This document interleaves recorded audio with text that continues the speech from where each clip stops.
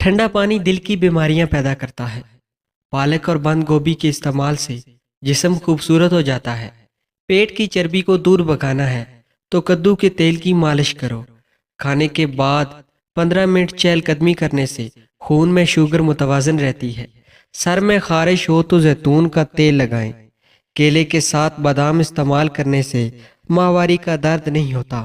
گوبھی کا چھلکا کھا لینے سے چہرہ تر و تازہ اور خوشباش ہو جاتا ہے۔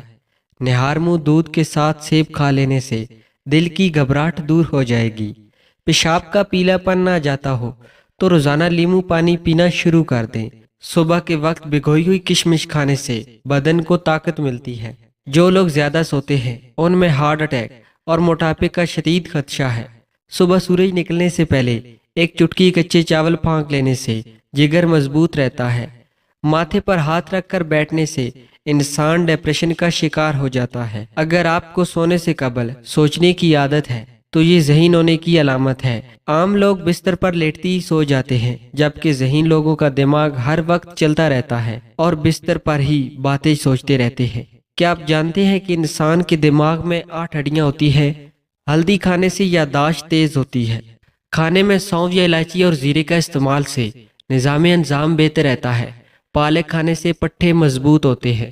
خواب میں دودھ نظر آئے تو جس مقدار میں دودھ دیکھو اسی مقدار میں دولت آئے گی۔ نظر کی خرابی ہو تو کدو کاٹ کر آنکھوں پر مسل لینے سے نظر تیز ہونے لگتی ہے۔ زیتون اور ناریل کا تیل مکس کر کے نیم گرم کر کے کانوں کی مالش کرنے سے کم سنائی دینے والا مسئلہ دور ہو جاتا ہے۔ پیاز کو کاٹ کر بدن پر مسل لینے سے بدن کی جلد تر و تازہ ہو جاتی ہے۔ دیسی مرغی کا شوربہ نہار منہ پی لینے سے جوانی واپس لوٹ آتی ہے۔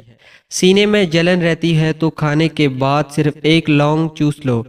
لہسن کے جو کو بھون کر کھا لو، گلے کی خراش دور ہوگی اور آواز کھل جائے گی۔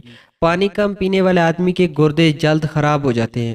اگر آپ چھوٹی چھوٹی باتوں کو بھول جاتے ہیں اور اپنے آپ کو کوستے بھی ہیں، لیکن آپ کو یہ جان کر خوشی ہوگی کہ بھولنا ذہین لوگوں کی علامت ہے۔ ہونٹوں کو گلابی کرنے کے لیے تازے دودھ کی جھاگ ہونٹوں پر مسلنے سے ہونٹ ملائم اور گلابی ہو جائیں گے۔ چہرے کی جھریاں دور کرنے کے لیے انڈے کی سفیدی بہترین چیز ہے۔